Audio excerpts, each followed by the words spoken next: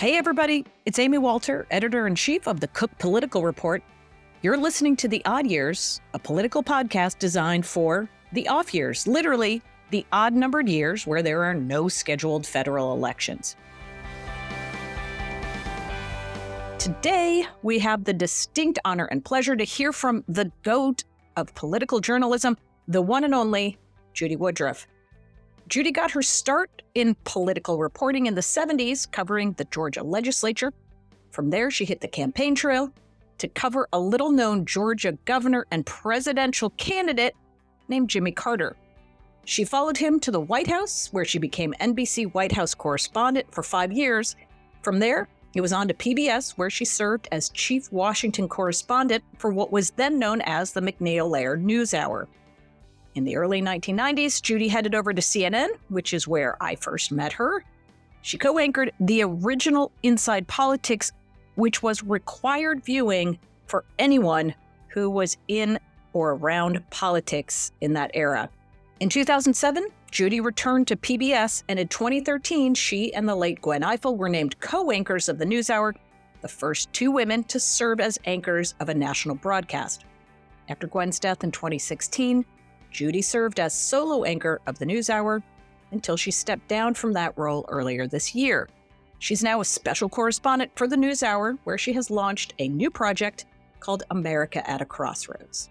I don't know of another journalist who garners the depth and breadth of respect and appreciation as Judy does. She is fair but unflinching, gentle but unrelenting, and most important, she is curious and open-minded. Oh, and she did it all as a pioneer, one of the first women to serve as a high-profile, on-air journalist reporting on national news and politics. Now, for me personally, Judy's been a mentor, an ally, an inspiration, and a friend. I'm very excited to introduce you to her and her new project. Our conversation took place on April 3rd, just as her new series launched. Well, hello, Judy Woodruff. Thank you so much for joining me for this special episode. Many of our listeners will know Judy from her many stages along the media landscape, most recently at the PBS News Hour. But Judy, you have left the anchor chair, but you have not left the reporting. So I want to jump right into the new series that you have started called America at a Crossroads. And it is, as you have written about on the PBS website, the goal is to better understand divisions in American politics. So let's start with you just giving everybody what was the impetus for doing this, especially for somebody who has covered politics for as many years as you have? Well, if just to put things in perspective, if you count the first year I was a reporter, literally the first year, it was 1970, I was covering Jimmy Carter's campaign for governor, his second campaign for governor of Georgia. I was brand new. I had never been a reporter. I had never taken a course in journalism. I had no idea what I was doing, but I was covering the governor's race. So it was baptism by fire. That was 52 years ago. So yes, I've been doing this a long time, in Georgia for, 8 years or so, 8 or 9 years. And then, then here in Washington and around the country as much as they would let me get on an airplane or get into a car and go somewhere, outside of DC. But Amy, to answer your question, as I reached a point in my life and in my career when I thought, I've been doing this anchoring thing for a while. I've loved every minute of it, or almost every minute. But I knew the time was coming when I really was ready to stop doing that and look in a different direction at the NewsHour, stay at the NewsHour, but continue in a reporting capacity. I wanted to turn it over to the next generation. And by the way, Amna Nawaz and Jeff Bennett are doing a fantastic job as anchors today. But I thought about, did I want to do a project? Did I just want to be available? And the thing that loomed larger than anything, and this goes back a couple of years, was frankly, how divided the country is. And I've covered politics, as I said, for decades.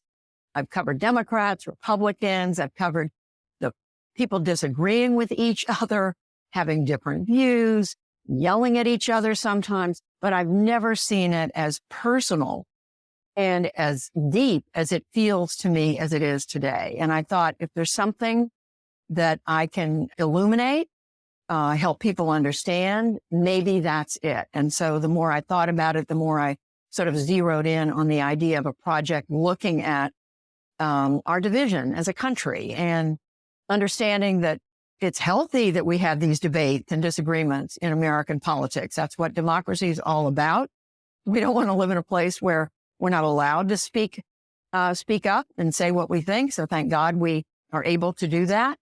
But on the other hand, when families can't get together over Thanksgiving dinner, when neighbors have stopped speaking to each other, when some people we read are moving in order to be closer to people they agree with politically, something different is happening. And I wanted to understand that better. And I decided, while I'm still able and have the energy and the enthusiasm that I do thankfully have, that I wanted to travel around the country and talk to ordinary Americans about what they think, how they think the country's doing, what do they think about how our government's doing, what do they think of our leaders, and why do they think we're so divided? And do they think it's a good thing or not? And what do they think can be done about it? I do want to look at how people are trying to address this. So we can talk about that, but that's what I wanted to do. And also, frankly, talk to some people who've written and studied it. So it turns out there are a lot of people who've already studied this whole polarization thing, going back years, and trying to talk to some of them as well.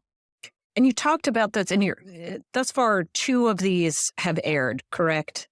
That's right. And another one will air on Monday night, is airing. As you and I are talking, it'll air on Monday night, April 3rd. And I want to go to the very first one because, again, Judy, I don't mean to keep harping on the many years piece, but one of my favorite things about the opening to your series is there's a lot of coverage of Judy Woodruff over the years. Judy Woodruff at the White House with Ronald Reagan and with Bill Clinton and with George Bush, right? You've been, and as you pointed out, with Jimmy Carter.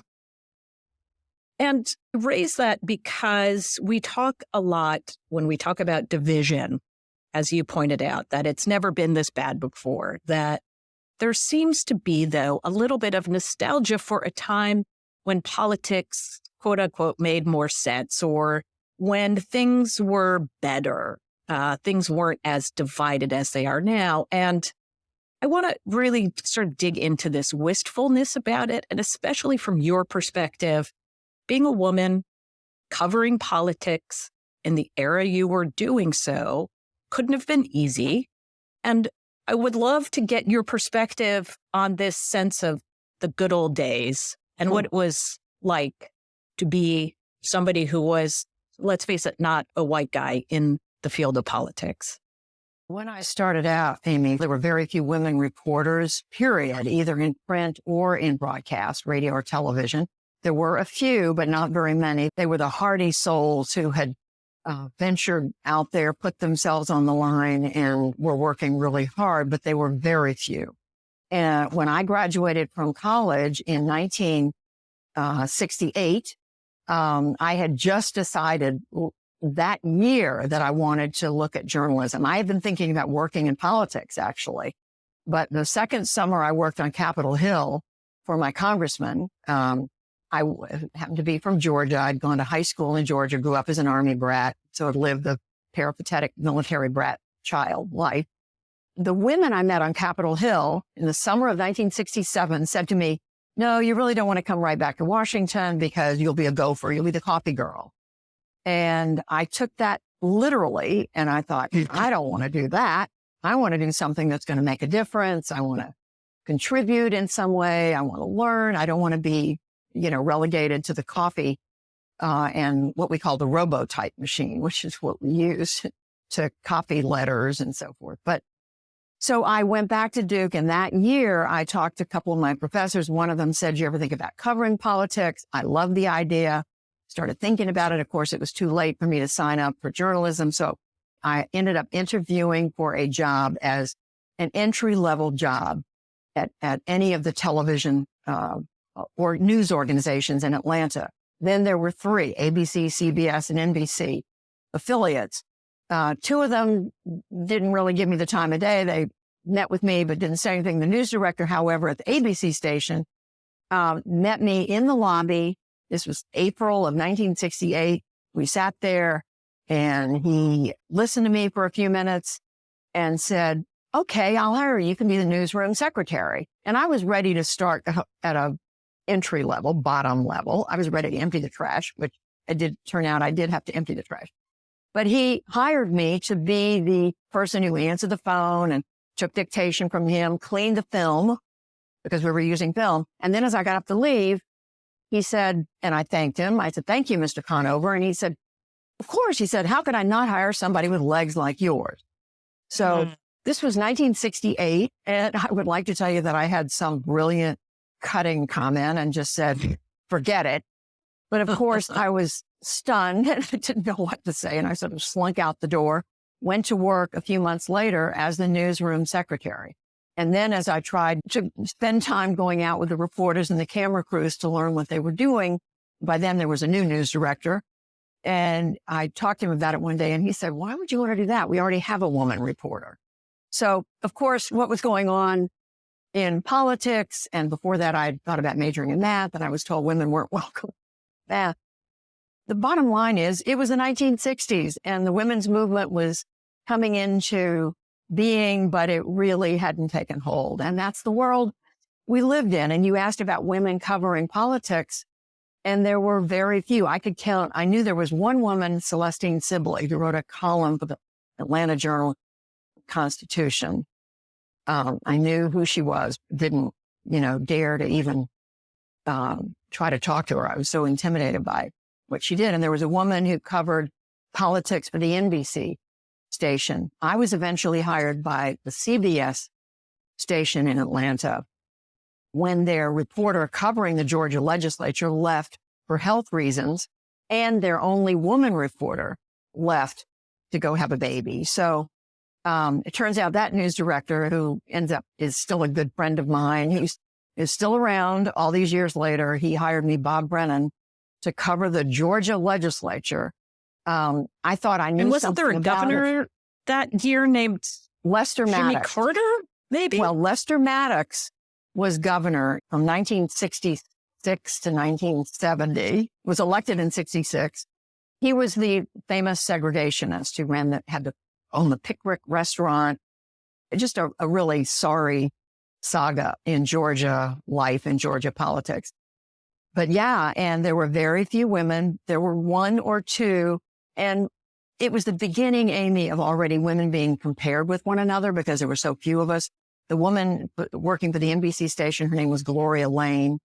And when I was hired as a reporter covering the legislature for CBS, people would say, well, what's it like today for Gloria versus Judy? I mean, there were lots of other reporters, print and television, who were men, but they were already looking to compare the women. And then fast forward 5 years later, when I was hired by NBC, and then a year or so after that, started covering politics, I could already see women were being compared to one another because there were we were still novelties.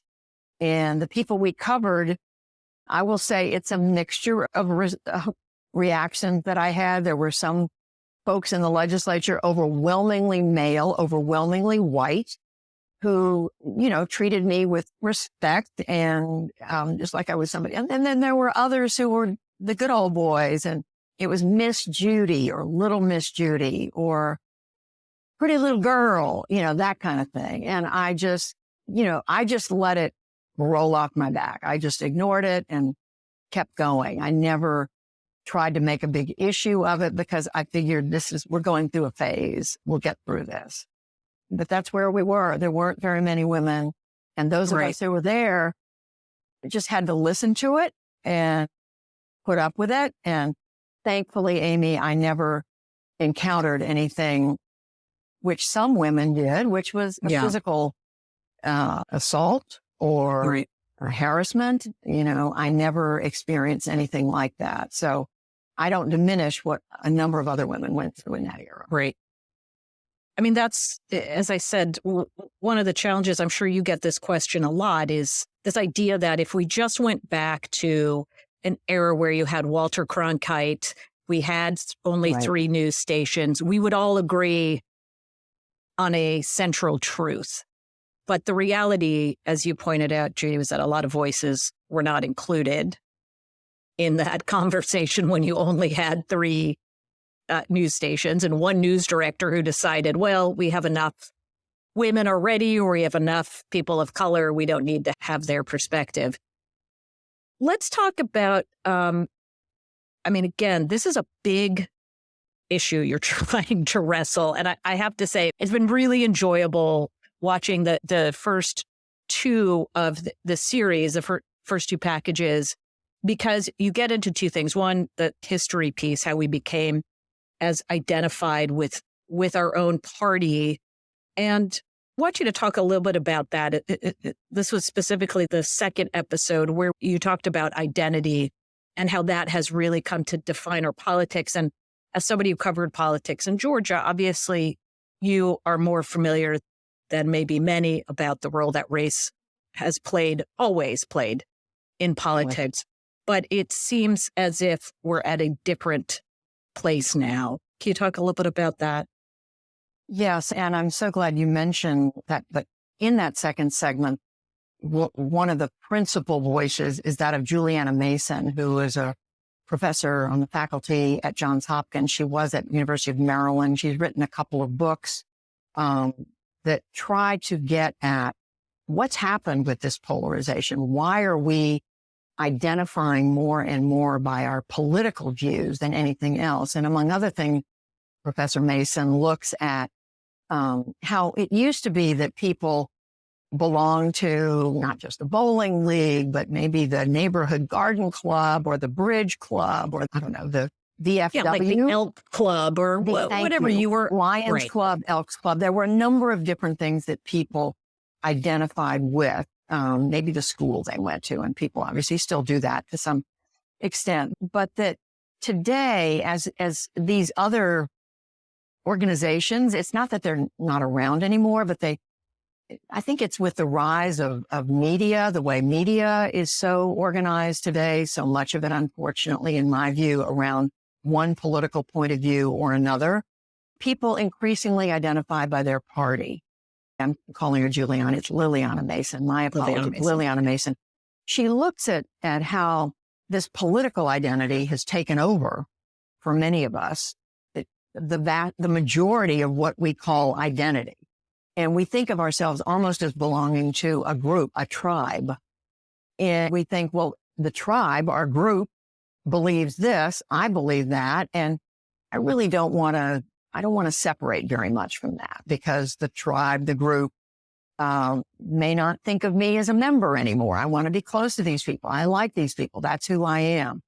And she does it much more eloquently and with greater scholarship than what I'm describing right here. But the bottom line is that Americans today are simply not just more divided. I mean, and we saw this from the Pew Research Center in the first report that we did. People's views on issues have gone from here in the early 90s to here in the last few years. So we are farther apart on issues, and we identify with our political group more tightly, more fiercely, if you will. And the other thing that's going on is we think worse of the people on the other side, that we have this notion that they not only have the wrong idea, but they are immoral or they're lazy. I mean, I was struck by some of the research I've seen that shows this rising view of the other side as just bad people you don't want to spend time with. You wouldn't want your child to marry one of them. And that's all happened, Amy, and you've been watching it closely too, in the last 10, 15, 20 years in particular. I identify it from what I've read as kind of starting in the early 90s, around the time of the some people call it the Gingrich Revolution, the contract with America, when there was just this fierce, each side was digging in, Gingrich anti-Clinton, Clinton anti-Republican, and it grew. And then certainly in 2000 with the contested election, the Supreme Court deciding Bush v. Gore, there was a sense, oh my gosh, that election's been stolen from Democrats. Along comes Barack Obama, a lot of Republicans. You hear this language from Donald Trump and others that he's not born in the United States, and on and on. I mean, I could go through all of it, but the bottom line is this negativity has festered and it's become more personal. And so fixing it or addressing it has just become much more complex, right, than I think we ever. And I guess that's my overarching question for you is, at the end of this series, do you want there to be an answer? Like, here's how we fix this. I'm sure people ask you all the time, okay, so Judy, how do we fix it? Or is it more of it's an exploration and an understanding of all the complexities of this that are not going to be fixed by one or two things?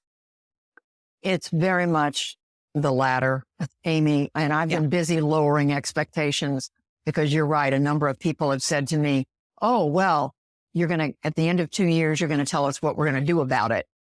I've repeatedly said, I do not expect that we're going to have some miracle answer. We are going to be looking at efforts to bring people together. And by the way, it turns out there are now thousands of groups, started out at dozens and then hundreds. And now there are thousands of groups at the national level and especially at the local level that are working to bring communities together, bridging. They're calling them bridging groups like Common Ground, More in Common.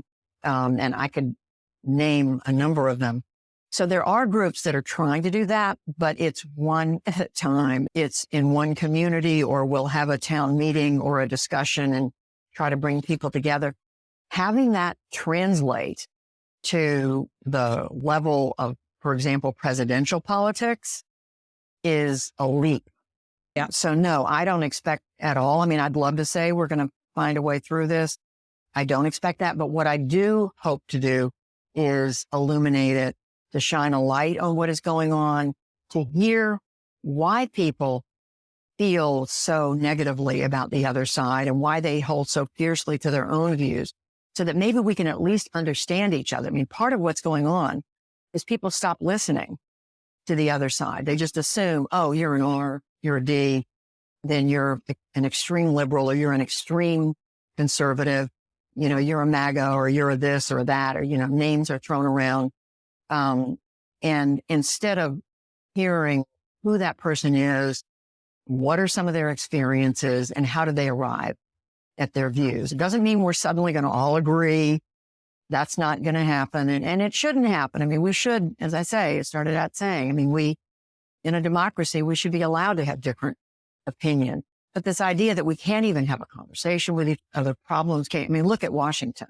It's defined by gridlock right now. I mean, members of Congress can barely sit down and deal with issues from the debt limit, immigration. I mean, you just name it.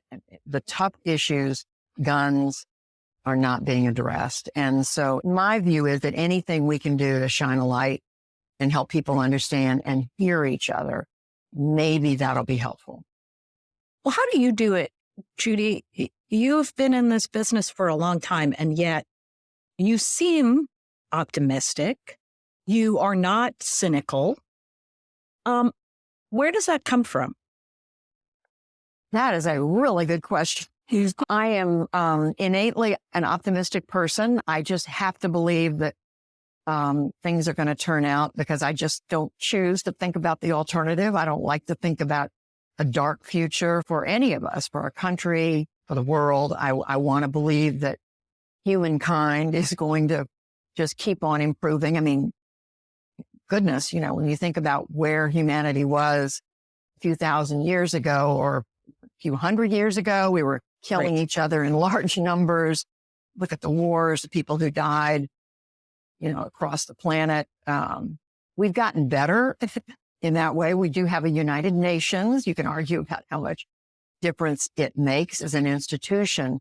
And we're at least talking to each other when there are still wars. People are dying in Ukraine right now. There are parts of the world where people are treated terribly.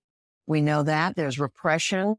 Many authoritarian countries, most countries don't have freedom of speech, freedom of the press, but poverty has improved. So speaking very, very broadly, I think the human condition is better than it was. Having said that, right. We're now dealing with technology that is overrunning our ability to even understand what it is, with artificial intelligence, AI, with social media. We can do so many things that we never could do before. And it's putting us in places that we're not ready to be. And Right. I would say, for all the good that it's done, it's also contributed to polarization, because people can now choose where to get their information, and it can be totally different from where your neighbor down the street gets his or her information. Right. So we can have our body of beliefs built on completely separate bodies of fact. And it's not even neighbor down the street. I think in our family, if you walked around the house, every single person was watching something different on their individual devices, right? So if you can have a challenge of just, who you're surrounded by, but I could be surrounded by a lot of different people. But if I choose to cocoon myself in whether it's a TVs, well, we don't use TV screens, I guess, anymore. This generation just uses streaming, iPod or iPhone screens, but that's becoming a reality. And you touched upon this a little bit in the second episode. I assume you're going to talk about it a little bit more, but the role that media plays in exacerbating or helping to create this division. And where do we go from here? We're not going back to the Walter Cronkite days. So how do we manage all of this? I mean, to me, that is one of the 64,000 isn't very much money anymore. $64 billion question.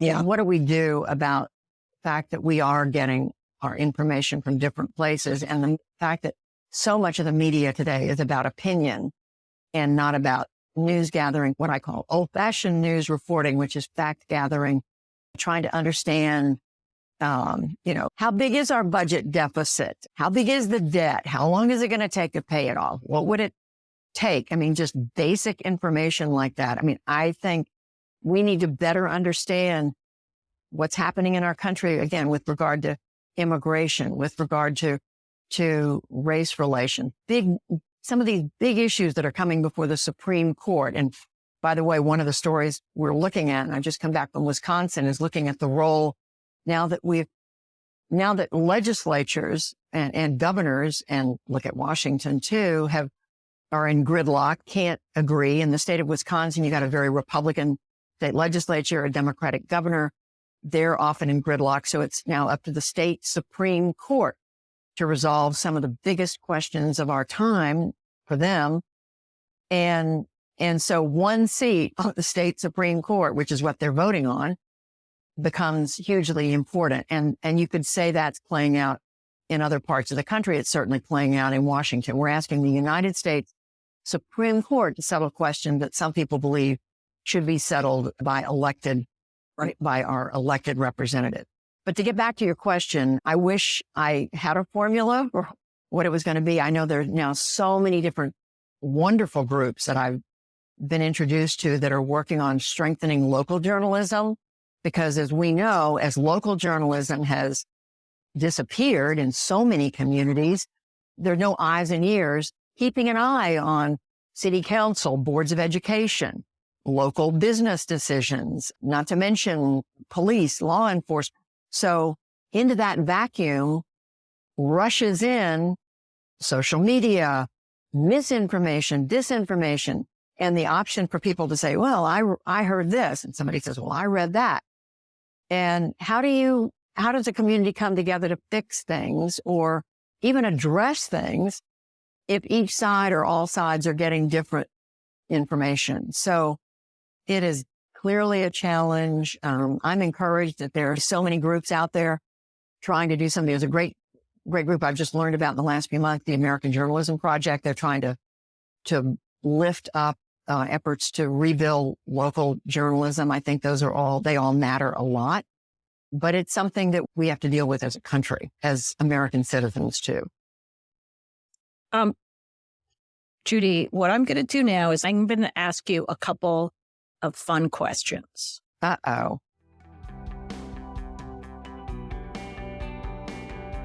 All right. So I get asked this question a lot, and I don't necessarily have an answer for it, but maybe you do. Your favorite political movie, TV show? Oh my gosh. Boy, that's tough. Or you can just be like me and say, I do it for a living. I don't watch it for fun, which is the truth that I don't. I want to watch something that I don't cover. You know, there's so many. I don't even know where to begin. I'm thinking of All the President's Men, but that was. Yeah, All the President's Men. I mean, that's a good one. It's politics. It's, but you're right. It's not about an election. Exactly. The candidate, Manchurian, right. In a dark sense, but no, it's tough to choose. So maybe All the President's Men. All right. Now, can you remember? And by the way, first... may I just say, Amy, that Martha Mitchell, it turns out, played a bigger role than I realized at the time. And there's been a documentary done about her that I saw not too long ago. So they should have said All the President's Men and Women. The Martha Mitchell, did you watch the Martha Mitchell, what was it called? It was what did they call it? What was the name of it? Netflix show? Was that right? Yes. We just watched it a few weeks ago, but I thought it was so telling.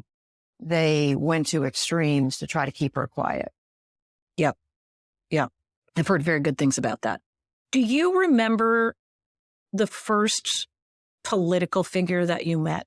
Somebody that stands out to you? Trying to think. My family was pretty apolitical, so we didn't go to political rallies or, I remember in middle school, junior high school, talking to everybody about the 1960 presidential election. But meeting someone, I think, Amy, that was a long way, a lot later. College. So when you were actually in your job as a reporter was really, the first time that you were around political figures. And was there somebody that you met that really stood out in those early days of reporting? Obviously you had Jimmy Carter, but anybody else that Jimmy you were Carter, like, I can't believe I'm sitting here with this person. I know. The person who I think made an impression on me, because I had a chance to interview him, was Hubert Humphrey. He came through Atlanta. I want to say it was in 1974, maybe. It was when I was covering Georgia politics, and it might have been 73. I've got to go back, and one of these days I've got to figure out when it was, but he was every bit his reputation. You know, he was considered, what was his nickname? The Happy Warrior or something like that. He was in town I think he was meeting with local politicians. But when I sat down to talk to him, I wanted to ask him about everything going on in the country at that time. And I just remember he had this huge smile on his face and his eyes were dancing around, and he was just so engaged and so energetic. And I could see why, even though he had not been elected president, he was the significant figure that he was. And talk about optimism. I mean, Nixon was still president. Right. And so you could, Hubert Humphrey, the Democrat, could have been all in the dumps. He wasn't. He was talking about all the things that Democrats needed to work on. And I remember that interview vividly because you're right. I was covering Georgia politics, Jimmy Carter, Lester Maddox, members of Congress from Georgia. I got to know John Lewis before he served in Congress. He was one of the principal figures, of course, in Atlanta as it worked its way through that civil rights era. Did you have a sense even then that this is somebody who is going to be with us in some form or another for a long, long time? You did. And it was a young John Lewis. And of course, he had already experienced what he had experienced in the civil rights era of the 60s. So by the time I started reporting in the 70s, he was well known. But of course, we didn't know then that he would go on to be the figure that he was for decades. Julian Bond was a member of the Georgia legislature. For him. So there were people who left a deep impression on me in that period, from the far segregationist end of the spectrum, Lester Maddox, all the way to the other end. But in terms of national figures, it was probably Humphrey. Probably Hubert Humphrey. Judy, going back to those first days of reporting on the legislature in Georgia to where Georgia sits now politically, how do you process all of that? And what has been, in some ways, you could say, well, it's been a long time, right? 50 years. But to the conversation we had just had about optimism and not being cynical, a lot has happened over the course of 50 years in Georgia. Could you have imagined in 1969 that there would be an African-American senator from Georgia, a Jewish senator from Georgia? A Jewish senator from Georgia. No, not at all. I mean, the numbers, first of all, weren't there. The percentage of the Black vote was smaller then. That I don't know exactly what it was in the late 60s and early 70s, but certainly smaller than it is today. And to see how the Black vote has been mobilized, has grown to be such a force in that state, is something that I didn't envision, certainly in the early 70s. And you, of course, in the interim, you had already had, LBJ, President Johnson, and signing the Civil Rights Act in the 60s, and then the movement of the South toward the Republican Party. But that was still happening when I was covering Georgia in the early 70s. And so you could see it, you could see members of it, if you will, but you didn't have a sense then that the state was going to become overwhelmingly Republican. I mean, Herman Talmadge and Richard Russell, who were the United States senators then, who were very much part of the segregationist South. Right. I mean, fascinating politics then. I wasn't privy to all this, but of course was aware of what a force Richard Russell was. That's right. He and LBJ, as we now have learned, worked together and not together, and not on a number of issues. But who knew that Georgia was going to be where it is today? That's right. With the Black senator, as you said, pointed out, a Jewish senator, with two Democrats after years of sending mainly Republicans to Washington. It's a sea change. We'll see what happens in the future. For anybody who is interested in American politics, it's been fascinating to see what's happened in the state of Georgia. Absolutely. We're all looking at these other southern states to see what kind of change may or may not be underway. South Carolina, North Carolina, Alabama, Mississippi. There's an interesting race in Mississippi this year, the governor's race. Democrat Brandon Presley, who's a relative of Elvis Presley. That's right. Cousin running for governor. We'll see. I mean, the Democrats have been written off in the southern state, but we'll see. Judy Woodruff, thank you for joining us today on this episode of The Odd Years. Be sure to follow The Odd Years on your favorite podcast platform, leave a review, and if you're a Cook Political Report subscriber, check out our exclusive bonus content at cookpolitical.com. See you next time.